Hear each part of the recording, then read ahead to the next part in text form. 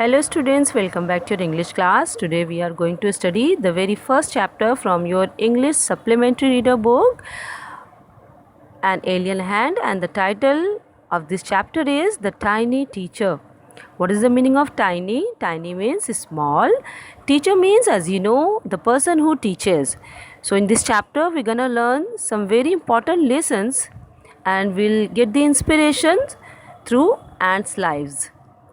And we'll get to know that whom the writer is calling the tiny teacher. तो इस chapter में हमें पता चलेगा कि राइटर ने टाइनी टीचर्स किसको बोला है. Let's get started with it.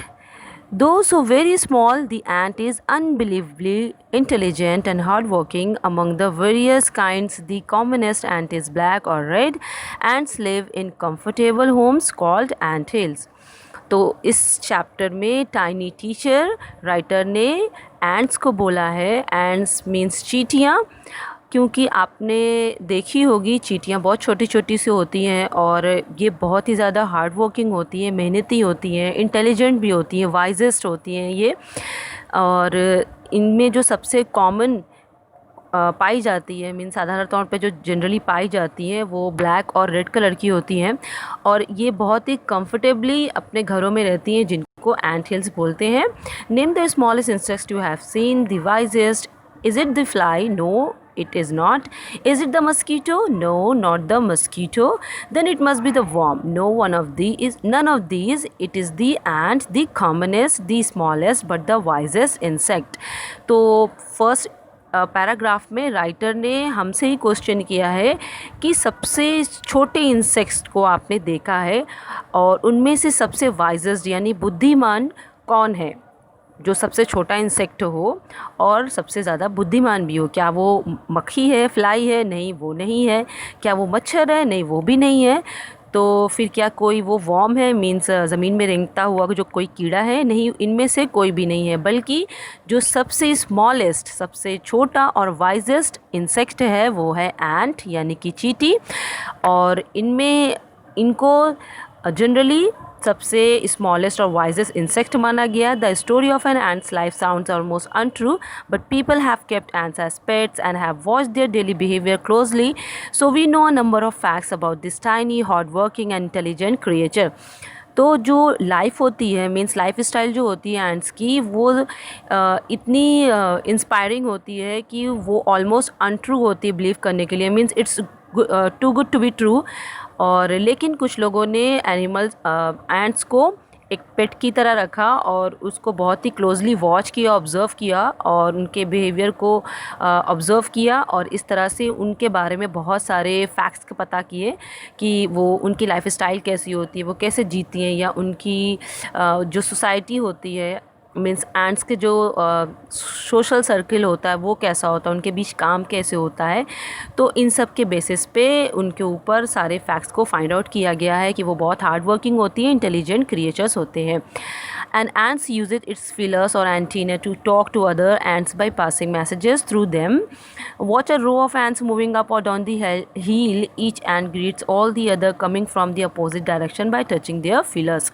तो जब उन्होंने इसको ऑब्ज़र्व किया इनकी लाइफ को, तो ये फैक्ट्स पाए गए कि जो एंट्स होती हैं, जो चींटियाँ होती हैं, उनके फीलर्स होते हैं. आपने सामने देखे होगी उनके लंबे लंबे मूँछों के जैसे एंटीना उसको बोलते हैं, और वो फीलर्स होते हैं. और ये ज़्यादातर से एंट्स एक दूसरे से कम्युनिकेट करने के लिए, मैसेजेस पास करने के लिए करते हैं. जैसे हम लोगों को बात करने के लिए, कम्युनिकेट करने के लिए अपने टंग का यूज़ करते हैं और उसके थ्रू एक दूसरे से बातचीत कर पाते हैं, इसी तरह से चींटियों में फिलर्स होते हैं जिनको एंटीना बोलते हैं. तो ये अपने एंटीनास को यूज़ करके एक दूसरे से कम्युनिकेट करते हैं. और आपने देखा होगा कभी भी दीवारों पे और ज़मीन पे कि जब एंट्स चलती हैं, चींटियाँ जब चलती हैं तो कितनी वो सीधी लाइन में चलती हैं, और कभी कभी हमें ऐसा लगता है कि वो रुक के एक दूसरे से कुछ या तो टकरा जाती है या कुछ कह रही होती, रुक जाती है. तो इस वक्त वो क्या होता है, टकराती नहीं है. इनफैक्ट वो एक दूसरे से के एंटीना और फीलर्स से आपस में कम्युनिकेट कर रही होती है, बातचीत कर रही होती है और एक दूसरे को ग्रीट कर रही होती है. ग्रीट मीन्स जैसे हम हाय हेलो बोलते हैं, तो इस तरह से वो बातचीत कर रही होती है अपने एंटीनास के through. Let's go first. There are many kinds of ants. The commonest among them are black or red ones. We have seen them since we were children but haven't paid enough attention to them. Where they do live in their comfortable homes called nest or ant hills. Underline these words. Each has hundreds of little rooms and passages. Passages means raste. In some of these rooms the queen ant lays eggs. Others are nurseries for the young ones called grubs. Underline these grubs. Workers have their okay will see on the next page. तो आप लोगों ने बहुत सारी चींटियाँ देखी हैं, उनमें से जो सबसे कॉमनेस्ट जो जनरल तौर पे हम देखते हैं और जो पाई जाती हैं वो होती है काली और रेड कलर की। और उनमें हम तो चींटियों को बचपन से देखते आए हैं, लेकिन हम लोगों ने बहुत ज़्यादा उस पर अटेंशन नहीं दी होती है, बहुत ज़्यादा ध्यान नहीं दिया होता है कि वो एक्चुअल में कहाँ रहती हैं। वो एक्चुअल में अपने कंफर्टेबल होम्स में रहती हैं, मीन्स बहुत ही कंफर्टेबली उनका जो रहने का जो घर होता है उनको नेस्ट बोलते हैं या एंट हिल्स बोलते हैं। और इनमें बहुत सारे मीन्स हंड्रेड्स के करीब छोटे छोटे रूम्स होते हैं और बहुत सारे रास्ते होते हैं। और इन्हीं रूम्स में जो क्वीन एंट होती है वो अंडे देती है, और जो बाकी सारे एंट्स हैं वहाँ पे बाकी सारी जो रूम्स हैं वो नर्सरीज़ होती हैं। नर्सरीज़ मीन्स जो इनके यंग वंस होते हैं, जो छोटे बच्चे जो होते हैं उनको ग्रब्स बोलते हैं। तो एंट के जो छोटे बच्चे होते हैं, यंग वंस होते हैं, उनको ग्रब्स बोलते हैं। और इन नर्सरीज़ में उन्हीं को रखा जाता है और उनको प्रोटेक्ट किया जाता है। Now let's see. Workers have their reserve quarters. They spend most of their time searching for food.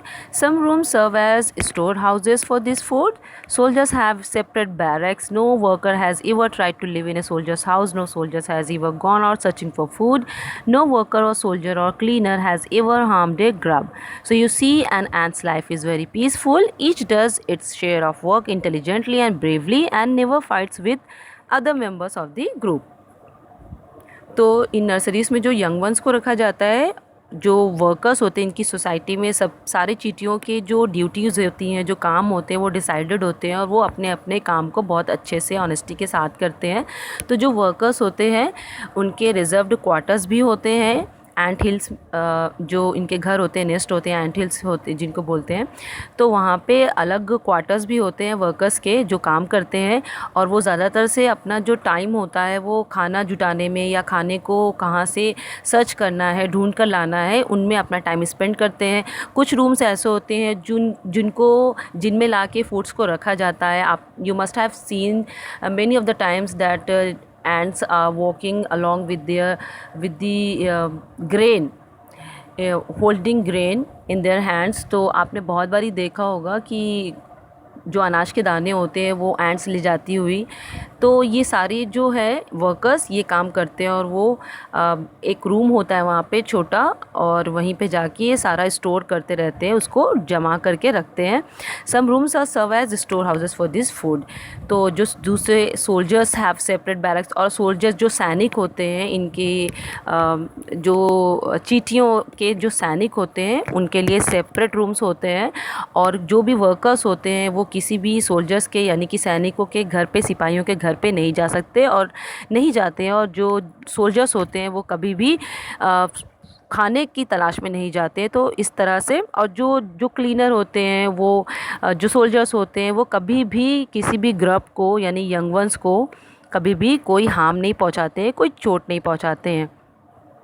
तो इस तरह से आपने देखा कि जो वर्कर्स हैं उनके अपने काम है, और जो सोल्जर्स हैं यानी कि उनको प्रोटेक्ट करना होता है ग्रुप्स को, तो ये उनका काम है। और जो क्लीनर है उनकी सफाई का काम है। तो इस तरह से जितनी भी चींटियाँ होती हैं उन सब के जो ड्यूटीज़ हैं वो डिसाइडेड होते हैं, और वो बहुत ही पीसफुली, शांतिपूर्वक अपना काम करती है। कोई किसी के दूसरे काम में इंटरप्ट नहीं करता है, ना ही कोई परेशानी करता है एक दूसरे को काम में। तो इस तरह से ये सारी एंट्स जो होती हैं वो अपना अपना वर्क बहुत ही इंटेलिजेंटली यानी कि बहुत ही बुद्धि के साथ और बहुत ही ब्रेवली, हिम्मत के साथ और साहस के साथ करते हैं, और कभी भी एक दूसरे के साथ झगड़ा नहीं करते हैं। Now let's see further. Queen is the mother of the entire population of the colony. It lives for about 15 years. It has a pair of wings. जो क्वीन एंट होती है वो पूरे कॉलोनी के पॉपुलेशन की मदर एंट होती है और ये करीब 15 सालों तक जीती है और इसके पंख होते हैं, उसके विंग्स होते हैं, but bites them off after its wedding flight. This flight takes place on hot summer day. The queen leaves the nest and goes out to meet a male ant or drone. High up in the air, on its return to earth, it gets rid of its wings and then does nothing but lay eggs. तो ये जो इसके पंख होते हैं वो जब wedding flight के लिए उड़ान भरती हैं तो उस वक्त वो कब भरती हैं, वो समर के दिनों में बहुत ही तेज़ गर्मियों में ये वेडिंग फ़्लाइट के लिए उड़ान भरती हैं. ये वेडिंग फ़्लाइट क्या होती है कि इसमें जो क्वीन एंट होती है वो अपना नेस्ट छोड़ के एक मेल एंट के साथ मीट करने के लिए जाती है जिसको ड्रोन बोलते हैं. तो बहुत ही ऊंची हवा में उड़ते हुए ये जाती है और फिर जब उससे मीट कर लेती है तो दोबारा अर्थ पे आते हुए ये अपने पंखों को गिरा देती है, छोड़ देती है और उसके बाद उसका काम जो होता है वो सिर्फ अंडे देना होता है. Eggs hatch and grubs come out. Soldiers guard them. Workers feed and clean them and also carry them about daily for airing, exercise and sunshine. तो इस तरह से जो अंडे होते हैं जब वो हैश कर लिए जाते हैं तो उसमें से छोटे छोटे एंड्स के ग्रब्स निकलते हैं और सोल्जर्स का, जैसे कि पहले भी मैंने बताया, सोल्जर्स का जो काम होता है उन्हें गार्ड करना होता है, उन्हें प्रोटेक्ट करना होता है और जो वर्कर्स होते हैं वो उनके लिए खाने का इंतज़ाम करते हैं और उनको क्लीन करते हैं और फिर उनको बाहर ले जाया जाता है ताकि उनको एक्सरसाइज कराया जा सकते, एक्सरसाइज की ट्रेनिंग दी जा सके और धूप दिखाया जा सके. तो इस तरह से वो लोग 2 या 3 हफ्तों तक इस तरह से उनकी केयर करते हैं. Then grubs become cocoons and live without food or activity for 3 weeks more. तो इस तरह से जो grubs होते हैं वो आगे चल के 3 हफ्तों बाद cocoons में बदल जाते हैं और ये बिना खाने के ही होते हैं. 3 हफ्ते और लगते हैं उनको और प्रिपेयर किया जाता है. Then the cocoons break and perfect ants appear. और फिर 3 हफ्ते बाद उस cocoon से जो perfect ants होती हैं वो बाहर निकल के आती हैं. Now it's time for teaching and training. New ants learn their duties from old ants as workers, soldiers, builders, cleaners, etc. After a few weeks training, these small ants are ready to go out into the big world of work.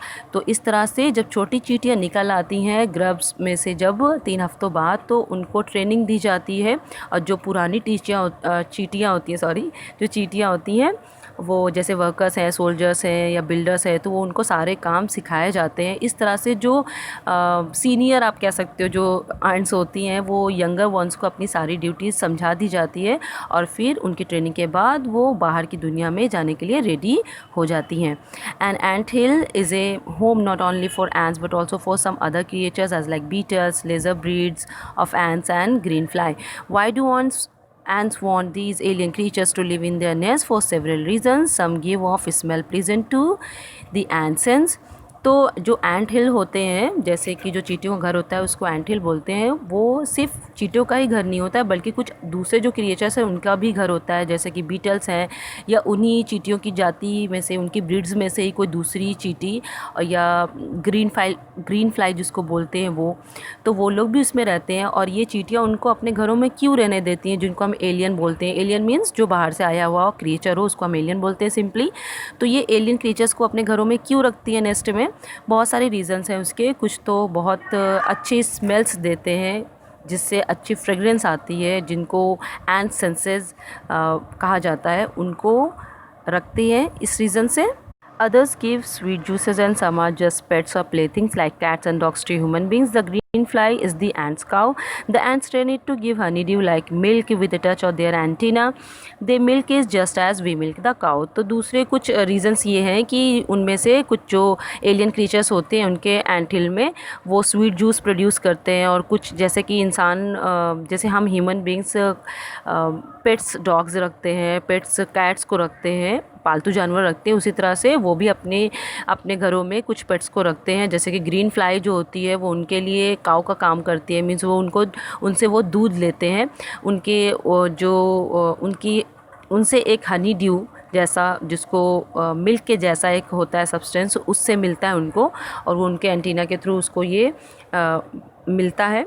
तो इस तरह से जैसे हमें दूध मिलता है काऊ से, उसी तरह से ग्रीन फ्लाई से उन्हें हनी ड्यू की तरह एक मिल्क मिलता है. Have humans learned as much as ants have? Perhaps they have, but they haven't put their learning to good use.